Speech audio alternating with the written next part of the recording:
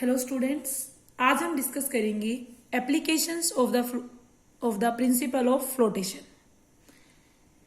First application है हमारा flotation of iron ship. First हम डिस्कस करेंगे an iron nail sinks in water while a ships float. आपकी इतनी छोटी सी जो आयरन की कील या नेल कह लो, वो पानी के अंदर डूब जाती है, जबकि जो इतनी बड़ी शिप है वो पानी के अंदर फ्लोट तैरती रहती है। इसका रीजन क्या है? अगर हम बात करें बेटा एक्चुअल माइनिंग में, आपने सबसे इजी है कि आप घर पे कोई भी आयरन नेल लो, उसको वाटर में डालो और आप देखोगे कि वो क्या है, सिंक हो रही है।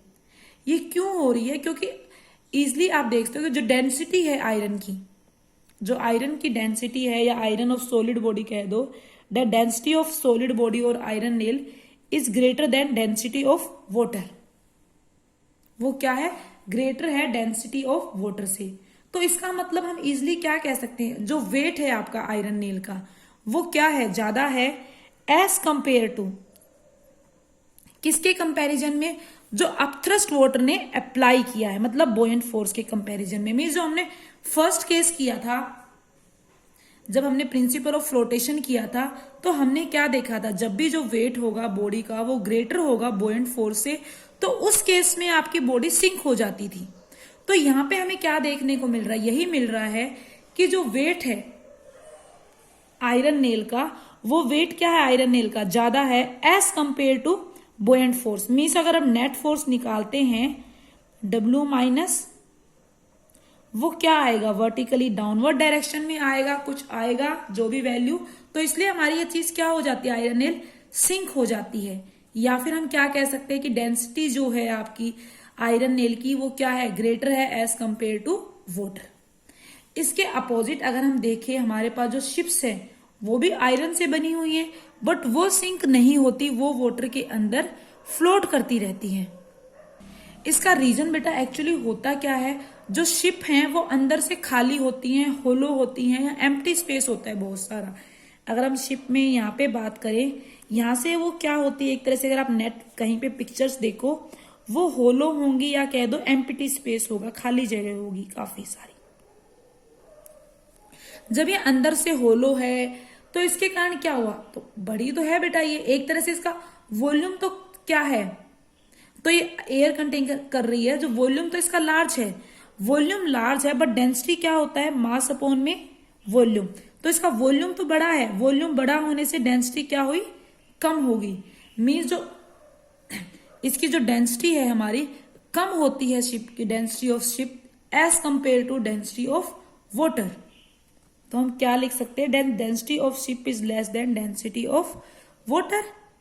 तो इस कारण आपकी जो है शिप वो क्या करती रहती है, फ्लोट्स करती रहती है पानी के अंदर।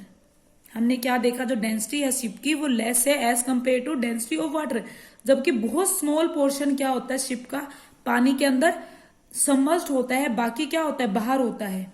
बट जो वेट होता है वाटर का, जो डिस्प्लेस्ड करता है ड्यू टू सबमर्ज्ड पार्ट, वो इक्वल होता है टोटल वेट ऑफ शिप के, जिसके कारण आपकी शिप क्या करती है, फ्लोट करती है। Second, a loaded ship is submerged more while an unloaded ship is less submerged। आप देखते हो जब कोई शिप है उसको लोड कर देते हैं, वो क्या है, पानी के अंदर ज्यादा डूब जाती है।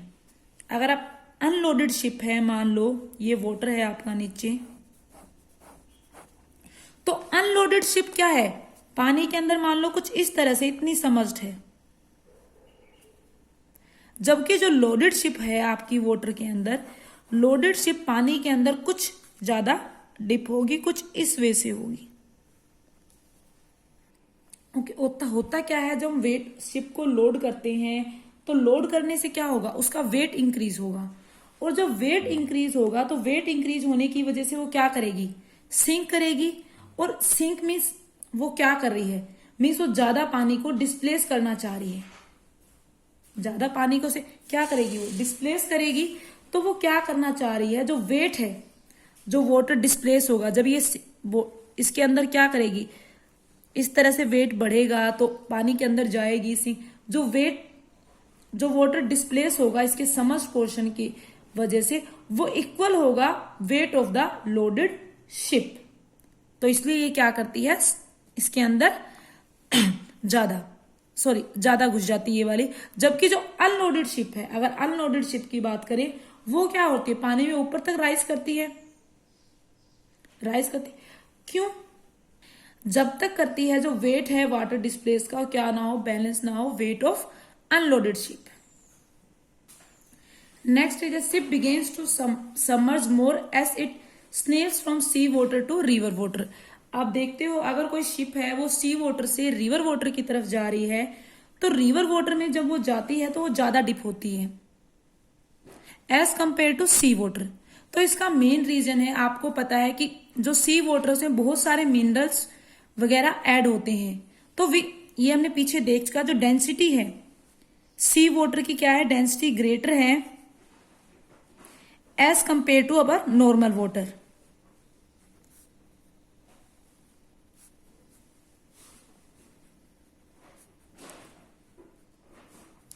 तो होता क्या है, जब वो बॉडी है हमारी सी के अंदर है, तब डेंसिटी ज्यादा होने की वजह से उस लिक्विड की, तो बॉडी का वेट क्या हो जाता है, ज्यादा हो जाता है। क्योंकि हमने क्या पढ़ा है, क्या होती है ये वेट, क्या हो सॉरी अपथ्रस्ट क्या हो जाएगा, ज्यादा हो जाएगा। क्योंकि हमने क्या देखा, अपथ्रस्ट की अगर हम बात करते हैं क्या होता है, वॉल्यूम ऑफ समझ part of liquid, density of liquid सी की ले लो into acceleration due to gravity.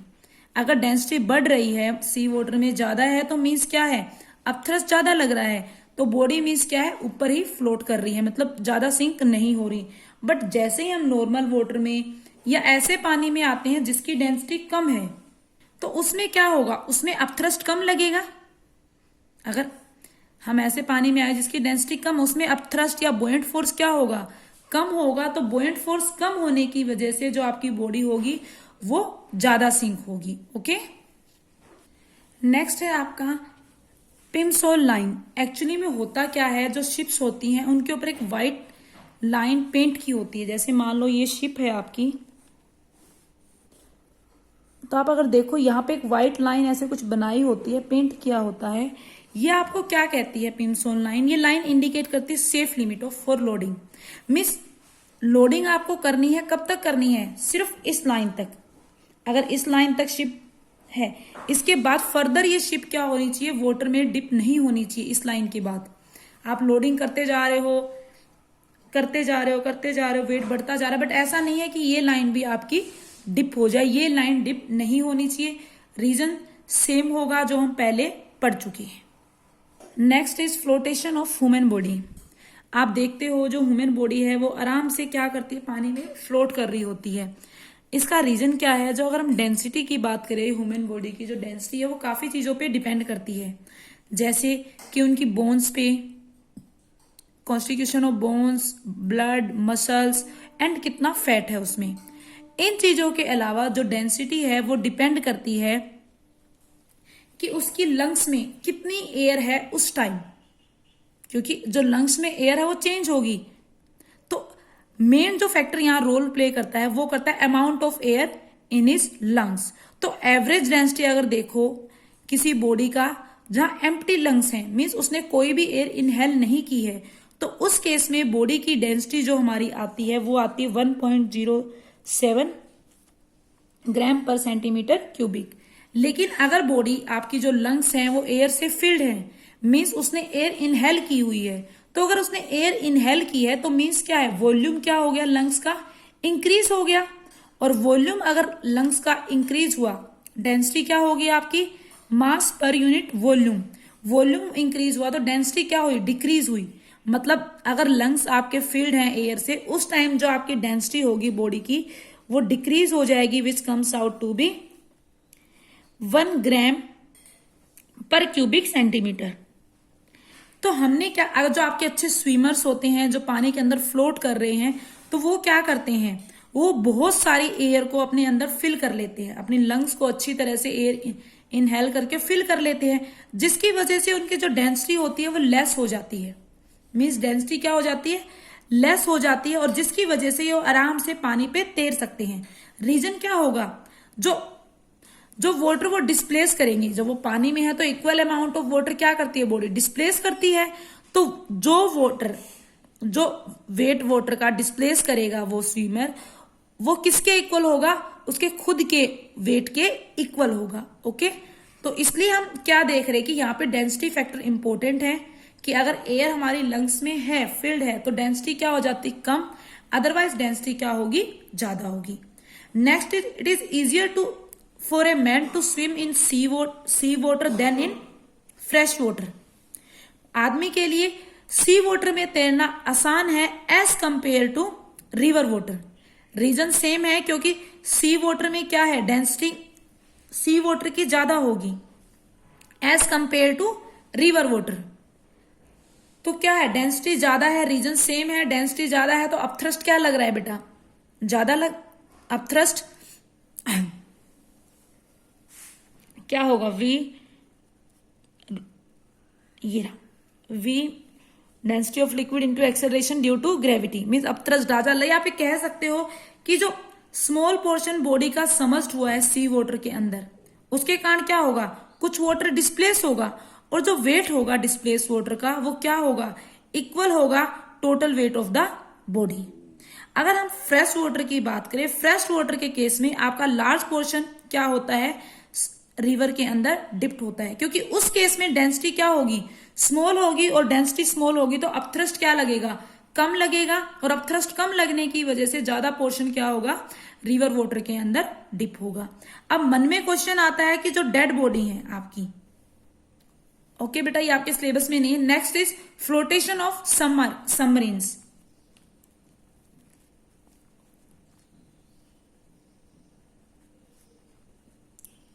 Flotation of submarines, submarines आपके मेनली क्या होती हैं, नेवी में यूज होती हैं। कभी आपने टीवी वगैरह में या मोबाइल वगैरह में देखी हुई होंगी। ये पानी के अंदर ही क्या करती हैं, फ्लोट करती हैं, पानी के अंदर ही तैरती हैं। ये क्या होती है, फिश शेप की, ये फिश शेप की वाटर बोट्स होती हैं, जिसके अंदर दो टैंक्स होते हैं मेनली। वन इज, दो टैंक्स होते हैं इसमें। एक्चुअली में होता क्या है, अगर ये सबमरीन है पानी के अंदर चलती हैं, बट अगर इन्हें पानी के अंदर जाना है, मतलब अंदर अंदर ही चलना है, ये क्या करती हैं, जो इनका टैंक है इसको वाटर फिल कर लेती। इसमें ऐसा कुछ है कि ये वाटर क्या कर लेती है, फिल कर लेती है, ऐसी प्रोसेस के थ्रू वाटर फिल कर लेती है। और वाटर फिल करने से क्या होगा, जो डेंसिटी है हमारी सबमरीन की या शिप की कह लो, बोट की, वो क्या हो जाएगी, बढ़ जाएगी, और वो डेंसिटी ग्रेटर हो जाएगी डेंसिटी ऑफ सी वाटर। तो ये क्या कर जाएगी, अगर सी वाटर से ज्यादा डेंसिटी है, तो हमने देखा था बॉडी क्या करती है, किसी भी अगर बॉडी की डेंसिटी ग्रेटर है डेंसिटी ऑफ लिक्विड से, तो बॉडी क्या करती है, सिंक करती है। एक तरह से हम सिंक नहीं कहेंगे, बट ये पानी के अंदर ही रहेगी, इस हद तक फिल करेगा, और पानी के अंदर ही ये क्या करेगी, मूव करेगी।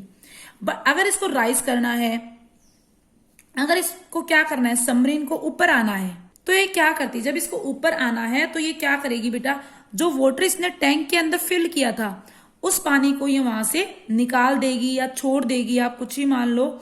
उस पानी को वहां से जब आउट कर देगी तो क्या होगा, जब पानी को यहां से आउट कर दिया तो इसकी जो सबमरीन की डेंसिटी है वो क्या हो जाएगी, डिक्रीज हो जाएगी as compare to density of liquid. तो जिसकी वजह से बॉडी कहां आ जाएगी, ऊपर आ जाएगी या राइज हो जाएगी। This is all about submarines. Next is flotation of iceberg.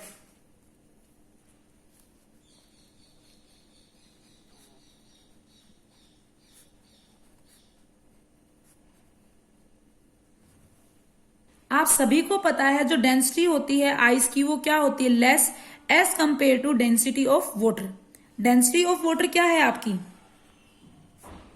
अगर मैं सीजीएस में बात करूं 1 ग्राम पर सेंटीमीटर क्यूब, जबकि जो डेंसिटी है ऑफ आइस की वो क्या है, density of ice is less है 0.917 ग्राम पर सेंटीमीटर क्यूब। तो आइसबर्ग क्या होते हैं, आइसबर्ग क्या होते हैं, काफी बड़े बड़े मासिस ऑफ आइस, मतलब आपने ज्योग्राफी वगैरह में पढ़ा गया, huge masses of ice. Iceberg क्या होते हैं, ह्यूज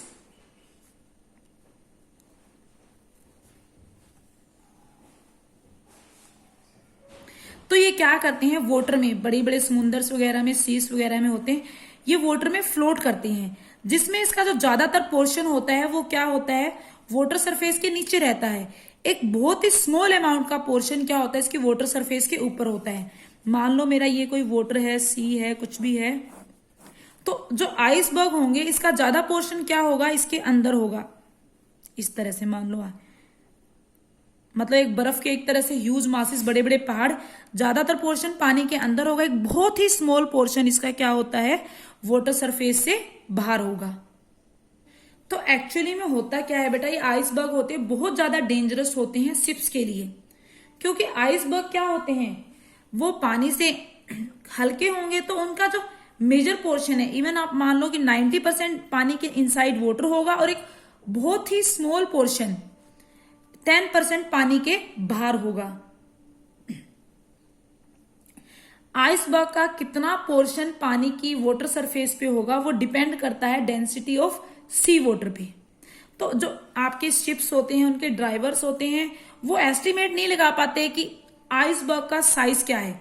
उन्हें ये तो दिख रहा है, उन्हें लगता है ठीक है छोटा सा ये कोई नहीं, बट वो अब इसके नीचे वाटर सरफेस के नीचे जो आइसबर्ग का साइज है वो कितना है उसका बेटा एस्टिमेट नहीं लगा पाते, जिसके कारण क्या होता है, जो आपकी शिप आएगी वो इससे कोलाइड करेगी, टकराएगी और शिप क्या हो जाती है आपकी, डैमेज हो जाती है, क्रैश हो जाती है।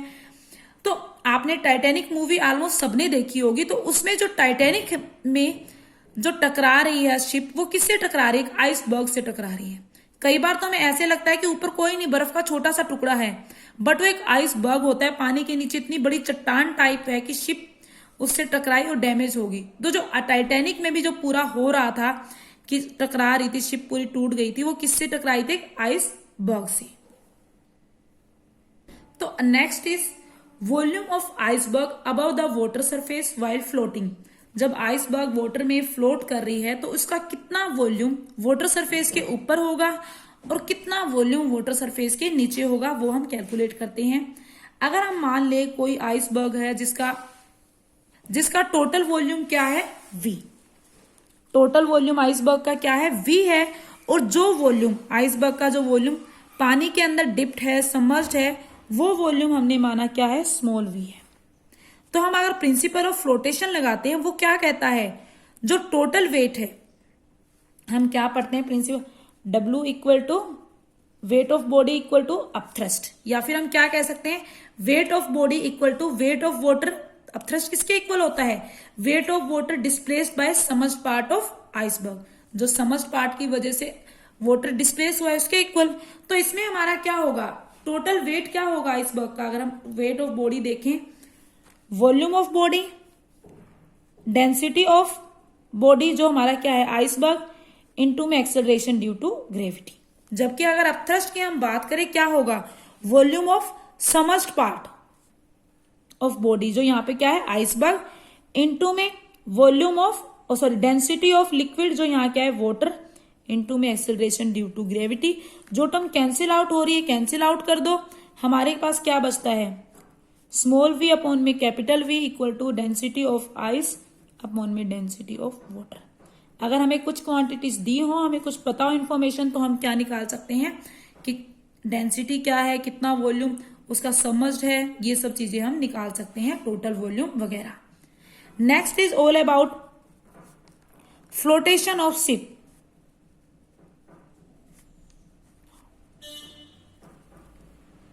बेटा शिप्स के पास एक क्या होता है, एक ऑर्गन होता है जिसको हम कहते हैं स्विम ब्लैडर। क्या होता है, स्विम ब्लैडर, जो सेम तरह से, जो एक तरह से बिल्कुल जैसे हमने सबमरीन की बात की थी, उसमें हमने बात की थी टैंक है, जो टैंक एक तरह से रोल प्ले कर रहा था, वहां पे सेम उसी तरह से ये जो ऑर्गन है स्विम ब्लैडर यहाँ पे अपना रोल प्ले कर रहा है।